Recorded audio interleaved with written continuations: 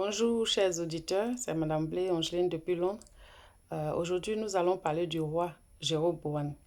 Amen. La dernière fois, nous avons vu que le royaume d'Israël a été divisé en deux après la mort du roi Salomon. Et nous avons vu qu'il y avait le royaume du nord avec 10 tribus et le royaume du sud avec 2 tribus. Donc au sud, on avait le roi Roboam, qui est le fils de Salomon, et au nord, on a le roi Jéroboam, qui n'était pas de lignée royale, mais à qui Dieu a fait grâce. Et entre les deux royaumes, celui du nord et du sud, il y a une petite ville qui s'appelle Anathoth. C'est de cette ville Anathoth qu'est né le prophète Jérémie. Mais une autre fois, nous allons nous attarder sur cette petite ville parce qu'il y a une belle petite histoire autour de Jérémie et le père de Jérémie. Amen. Mais aujourd'hui, nous allons nous concentrer sur 1 roi chapitre 13. Amen.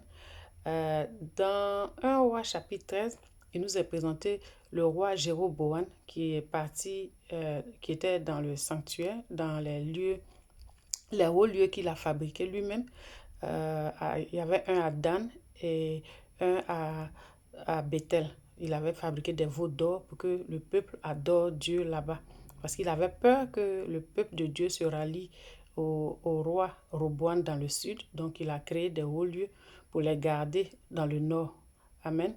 Et lui-même, il était dans un de ces lieux à Bethel quand un prophète est venu du sud. Il s'est présenté et il a commencé à prophétiser sur l'autel. Et je vais lire dans 1 roi chapitre 13 verset 1 à 6. Mais tout le chapitre de 1 roi chapitre 13 est notre sujet aujourd'hui. Je vais juste lire une petite partie pour ne pas prendre trop de temps. Donc, 1 roi chapitre 13 verset 1 à 6. Voici un homme de Dieu arriva de Juda à Bethel par la parole de l'Éternel pendant que Jéroboam se tenait à l'autel pour brûler des parfums. Il cria contre l'autel par la parole de l'Éternel et il dit, autel, autel, ainsi parle l'Éternel, voici, il naîtra un fils à la maison de David, son nom sera Josias. Il immolera sur toi des prêtres, des hauts lieux qui brûlent sur toi des parfums, et l'on brûlera sur toi des ossements d'hommes. Verset 3. Et le même jour, il donna un signe en disant, c'est ici le signe que l'Éternel a parlé. Voici l'autel se fendra et la cendre qui est dessus sera répandue. Lorsque le roi entendit la parole que l'homme de Dieu avait criée contre l'autel de Bethel, il avança la main dessus l'autel en disant, saisissez-le. Et la main que Jéroboam avait étendue contre lui devint sèche et il ne put la ramener à soi. L'autel se fondit et la cendre qui était dessus fut répandue, selon le signe qu'avait donné l'homme de Dieu par la parole de l'Éternel. Alors le roi prit la parole et dit à l'homme de Dieu, implore l'Éternel ton Dieu et prie pour moi afin que je puisse retirer ma main. L'homme de Dieu implora l'Éternel et le roi put retirer sa main qui fut comme auparavant.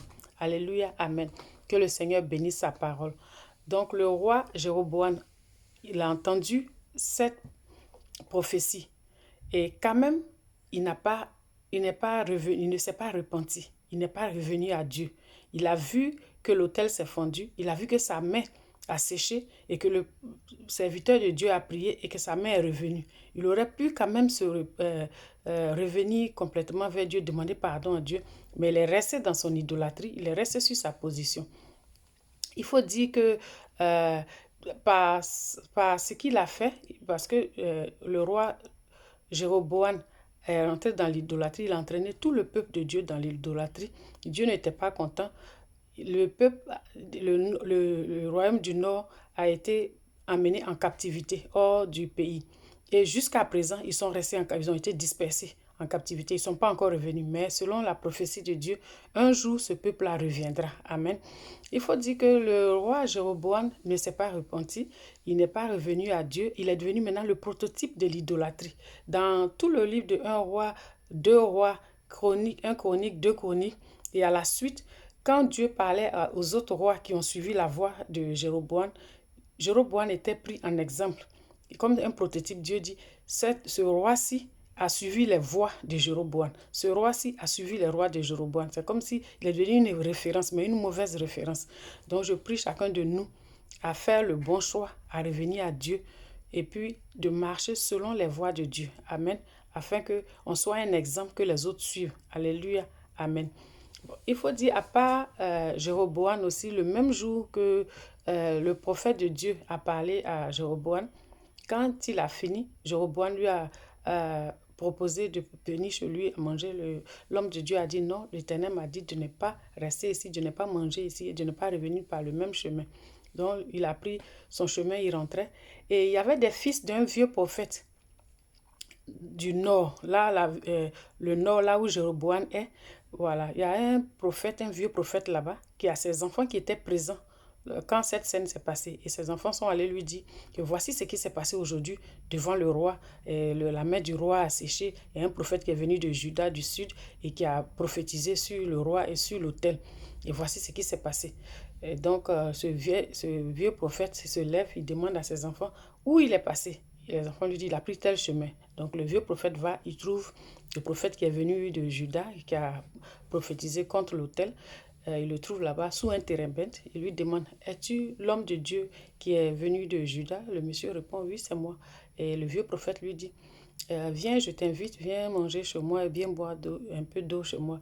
Et le prophète lui dit, je ne peux pas parce que Dieu m'a dit de ne rien manger ici et de ne pas prendre le même chemin que j'ai pris pour revenir. Et ce vieux prophète qui lui dit, ah, moi, un ange de Dieu m'est apparu, il m'a dit de te dire de venir manger chez moi.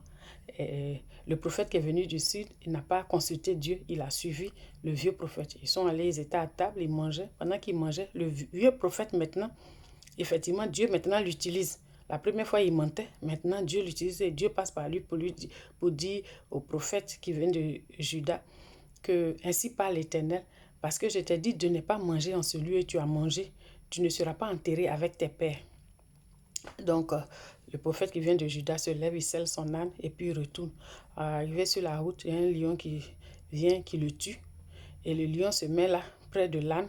L'âne est là, le lion est là, le corps est là. Et il y a des passants qui voient la scène et puis disent, ah, vraiment, voici l'homme de Dieu qui avait prophétisé ce matin à l'autel. Voilà son corps. Vraiment, cette chose vient de Dieu. Et ils en parlaient jusqu'à ce que ça arrive dans l'oreille du vieux prophète. Et le vieux prophète, il va, il trouve le prophète qui est mort, le corps du prophète. Il prend son corps, il va, il l'enterre dans lui-même son propre sépulcre, dans le sépulcre du vieux prophète. Il dit à ses fils, le jour que je meurs, enterrez-moi dans ce même sépulcre, mon corps près du corps de ce prophète, parce que ce qu'il a dit va effectivement arriver. Pour dire que le vieux prophète reconnaît que c'est un homme de Dieu, c'est un véritable homme de Dieu. Et pourquoi il a menti? Pourquoi il a entraîné la chute de ce vrai homme de Dieu? Je pense que la leçon que nous devons tirer ici, c'est qui nous écoutons, qui sont nos conseillers. Et puis, si nous entendons quelque chose de Dieu, si Dieu nous parle aujourd'hui, nous devons attendre que Dieu nous parle encore avant de changer de position. Jusqu'à la prochaine fois que Dieu nous parle, nous devons faire exécuter exactement ce que Dieu nous a dit. On ne doit pas se détourner de ce que Dieu nous a dit sous prétexte que telle personne m'a dit, ou bien tel homme de Dieu m'a dit, ou bien telle personne m'a dit. Mais on doit exécuter ce que Dieu nous a dit, ou bien rester sur la base de ce que Dieu nous a dit jusqu'à ce que Dieu nous parle encore. Amen. Il faut toujours vérifier ce qu'on entend et il faut savoir qui nous conseille, quelle est la source de nos conseillers, où ils prennent leur message. Est-ce que c'est la parole de Dieu qui nous parle, c'est la Bible, ou bien c'est la vie de celui qui nous parle, de notre conseiller. Il faut qu'on juge cela. Amen. Donc, c'est un appel à être vigilant à nos conseillers, savoir choisir nos conseillers, savoir qui on écoute, savoir qui on suit. Et si Dieu nous parle, restons sur la base de ce que Dieu nous a dit avant de changer de position. On attend que Dieu nous parle encore. Amen. Donc, chacun de nous, nous sommes tous responsables devant Dieu. Voyons notre vie chrétienne et révisons notre vie. Améliorons notre relation avec Dieu. Restons en communion avec Dieu pour ne pas que d'autres personnes viennent nous éloigner de Dieu. Soyez bénis. Madame Blé, Angeline depuis Londres. Amen. Alléluia. Aujourd'hui, nous avons lu 1 Roi, chapitre 13. On a vu l'histoire de Jéroboam et l'histoire du vieux prophète de Bethel avec le prophète qui venait aussi de Juda. Soyez bénis. Amen.